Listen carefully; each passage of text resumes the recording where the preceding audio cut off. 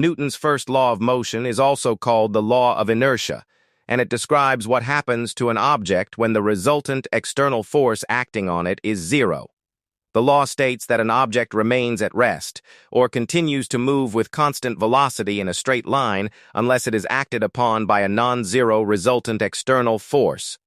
In simple words, an object does not change its state of motion by itself.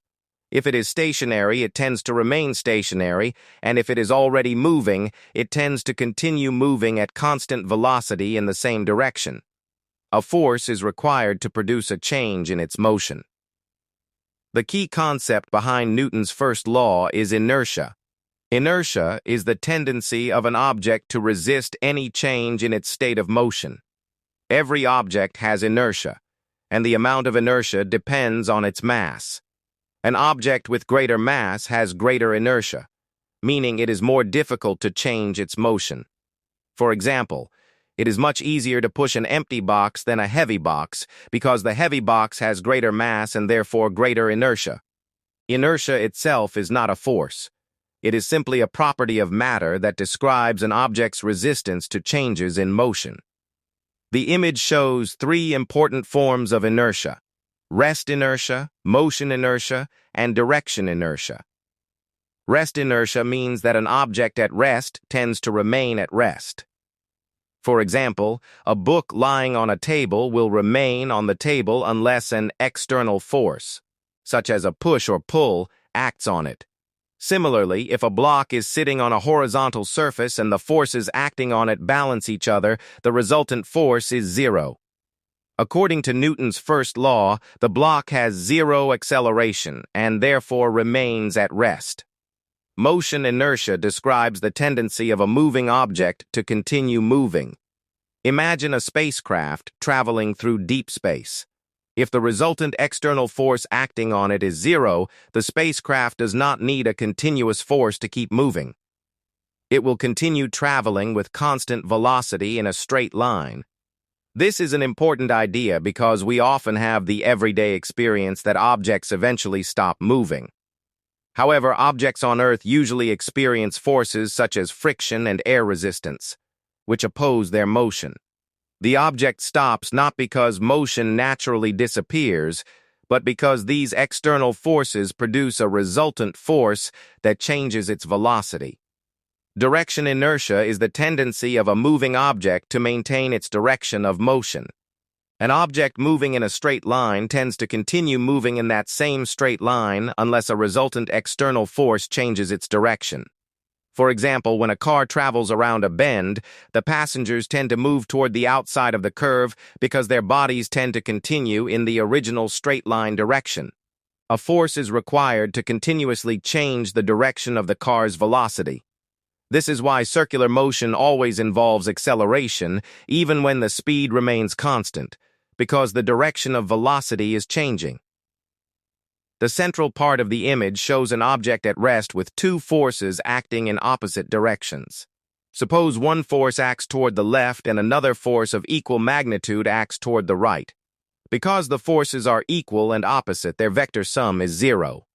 We can write the resultant force as sigma F equals zero. Newton's second law tells us that if the resultant force is zero, acceleration is also zero. When acceleration is zero, velocity does not change. Since the object in this example initially has zero velocity, it remains at rest. This is Newton's first law in action. The image also shows an important situation involving a moving object. Imagine a spacecraft moving toward the right with a certain velocity. If the resultant external force acting on the spacecraft is zero, then its acceleration is zero. Since acceleration represents the rate of change of velocity, zero acceleration means that the velocity remains constant. Therefore, the spacecraft continues moving toward the right at the same speed and in the same direction. This is called constant velocity. A very important exam point shown in the image is that zero resultant force does not necessarily mean zero velocity. This is one of the most common misunderstandings about Newton's first law. If sigma F equals zero, then acceleration equals zero, but velocity can either be zero or non-zero. If the velocity is zero, the object remains stationary. If the velocity is not zero, the object continues moving with constant velocity in a straight line.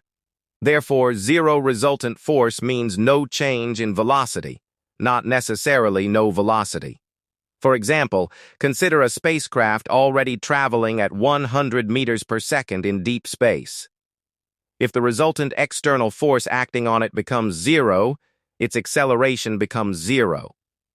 It does not suddenly stop. Instead, it continues moving at 100 meters per second in the same direction. On the other hand, if a stationary object has zero resultant force, it remains stationary. Both situations satisfy Newton's first law because in both cases the velocity remains unchanged. The flow diagram in the image summarizes this idea very clearly. When the resultant external force is zero, there is no acceleration. When there is no acceleration, there is no change in velocity. The object, therefore, either remains at rest or continues moving with constant velocity in a straight line. This is the complete logical connection between resultant force, acceleration, and velocity. The image also gives the example of a book resting on a table. The book is affected by its weight acting downward and the normal reaction force from the table acting upward. If these forces are equal in magnitude and opposite in direction, the resultant force is zero. Therefore, the book has zero acceleration and remains at rest. Notice that zero resultant force does not mean that there are no forces acting on the book. There can be several forces acting on an object, but if they balance each other, the resultant force is zero. Another important example is a passenger inside a suddenly braking car. When the driver applies the brakes, the car experiences a force that reduces its velocity. However, the passenger's body tends to continue moving forward because of inertia. The car slows down, while the passenger tends to maintain the previous forward motion. This is why passengers move forward when a vehicle suddenly brakes, and it is also why seat belts are important. The seat belt provides a force that changes the passenger's motion and brings the passenger to rest along with the vehicle. Newton's first law is therefore fundamentally about changes in motion. It does not say that forces are required to keep an object moving at constant velocity. Instead, it says that a resultant external force is required to change velocity. A force can make an object speed up, slow down, or change direction. If the resultant force is zero, none of these changes occur. The object's velocity remains constant. It is also important to understand the word resultant. In real situations, several forces can act on an object at the same time. For example, a moving car can experience driving force from the engine, friction from the road, air resistance, and other forces. We must combine all these forces as vectors to determine the resultant force.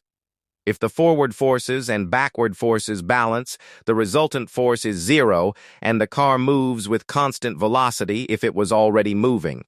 If the forward force is greater than the opposing forces, there is a forward resultant force, and the car accelerates. If the opposing forces are greater, the resultant force is backward, and the car decelerates.